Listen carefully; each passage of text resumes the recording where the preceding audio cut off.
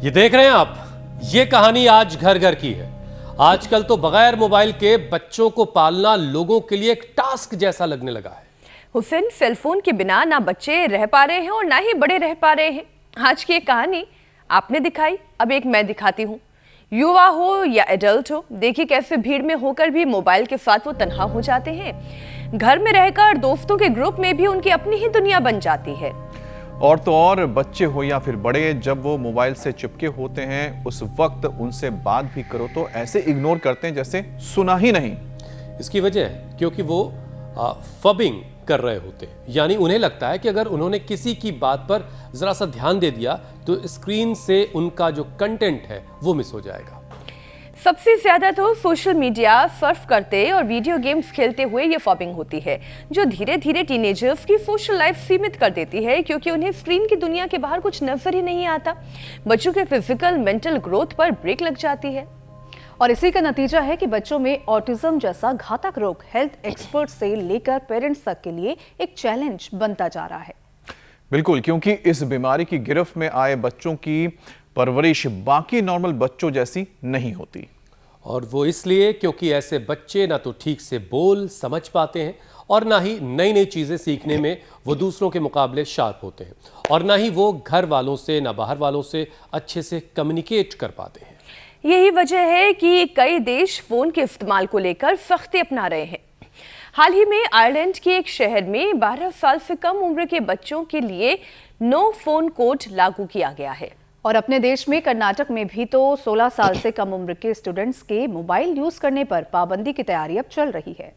ईशा, एक शहर एक राज्य को नहीं, पूरे देश को यह कदम उठाने की जरूरत है।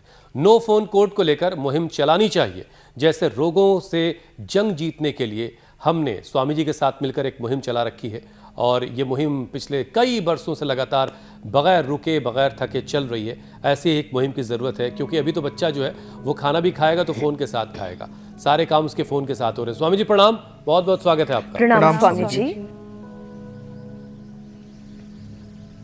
बहुत बहुत धन्यवाद। अब फ़ोन का ये जो गलत एडिक्शन है, और न जाने कैसे कैसे अलग अलग नशों का एडिक्शन है, और सारी बुरी आदतों का और बहुत प्रकार के प्रमादों का जो एडिक्शन है, सब बीमारियों से, बुराइयों से, नशे से, मोबाइल और तमाम तरह के उल्टी पुल्टी आदतों से एक योग की आदत डालेंगे ना तो सारी बुरी आदतों से छुटकारा मिल जाएगा। और देखो, अभी हमारे यहाँ 80-90 साल से लेकर के छोटे छोटे बच्चे भी लगे हुए, ये सब योग करते हैं आस्था और पूरी विश्वास के साथ। इंडिया टीवी पर सुबह ही 8 बजे से लेकर के जो लाखों नहीं करोड़ों लोगों का सैलाब जुड़ता है ना, वो अप्रतिम है। और इधर सिरोधारा हो रही है, इधर जननेति सूत्र नीति भी हो रही है।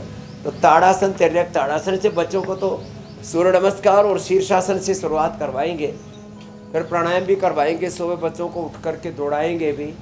रनिंग भी बहुत ज़रूरी है, तो कम से कम ताड़ासन, तिर्यक ताड़ासन, ये योगिक जोगिंग के 2 पोज, एक ये पूरा और एक ये, और जो कर सके उनसे तो हम ये सूर्य नमस्कार भी करा देते। प्रणाम आसन, ऊर्ध्वहस्तासन, पाद हस्तासन, दक्षिणाश्व संचालनासन,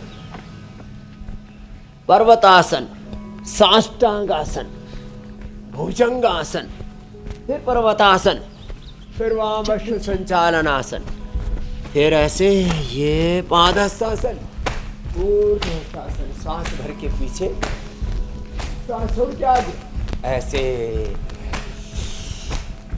ये क्रम चल रहा है ऐसे।